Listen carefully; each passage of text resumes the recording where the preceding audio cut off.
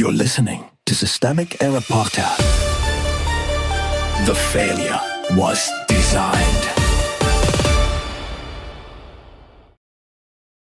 Contest to be the most martyr ignites GOP chaos in swing state, based on an article by Alex Henderson. Arizona Republicans are not confused. They are choosing extremism. Arizona's GOP is in public therapy over its own self-inflicted damage. The state has a Democratic governor and 2 Democratic senators, yet Republicans are again trying to nominate a hard-right Trump loyalist rep. Andy Biggs, after Kari Lake and Blake Masters already failed to sell the same poison to voters. The reporting frames this as a debate between traditional conservatism and martyr. That is too polite. The real story is a party deciding whether to keep laundering authoritarian politics through a calmer voice. The power is in the primary. The people with actual power here are not the pundits mourning the party's lost dignity. They are the martyr activists, aligned institutions, and primary voters who control Republican nominations in Arizona. Veteran GOP strategist Paul Bentz says it plainly: the dominant force is the martyr wing, and the race is about who can be the most martyr. That is the governing fact. General election weakness is not an accident visiting the party from outside. It is the predictable result of a nomination system that rewards the most radical faction in the room and forces everyone else to pretend the problem is tone.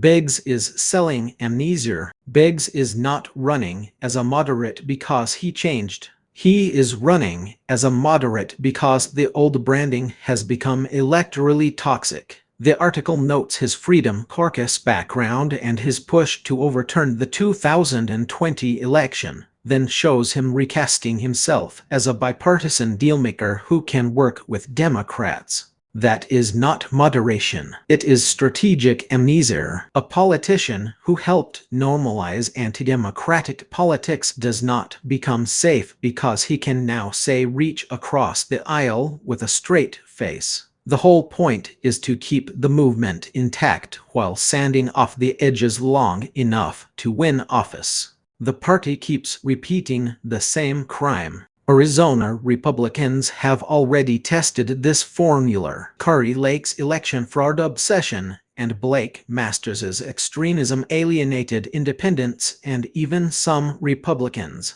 and voters rejected them. Yet the party is still orbiting the same gravitational center. That is the actual pattern, not a misunderstanding, but a refusal to learn. The issue is not that Arizona voters are fickle. It is that the state GOP keeps selecting candidates whose main qualification is loyalty to a politics of grievance, fraud claims, and punishment. Then party operatives act surprised when swing voters do not reward the stunt. Turning Point USA is not her side character. The Times notes that Turning Point USA has been heavily involved in Arizona GOP primaries and is now drawing backlash. That matters because it shows how movement infrastructure, not just individual candidates, has captured the party's nomination process. The party is not being led by cautious institutional conservatives with a bad week.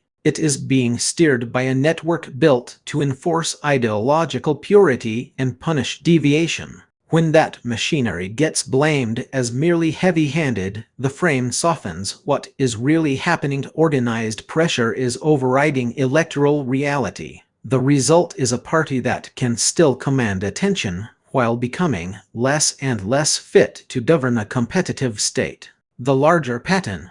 Arizona is a useful snapshot of post-Trump republicanism. The party retains the language of conservatism while its real operating system is authoritarian loyalty, fraud mythology, and factional discipline. When that fails, it does not repair itself. It rebrands. The Democratic coalition in Arizona is not an accident of mood. It is the practical response of voters who have already watched the GOP nominate candidates built for a different political universe. One where grievance matters more than competence and intimidation matters more than persuasion. The story is not about a party split between moderation and extremism. It is about a party whose power center has moved so far right that even its moderates have to flatter the machine that broke it. You've been listening to Systemic Error. Thanks to Altanet for today's article. With it automated voice of Bryce. Thanks for listening.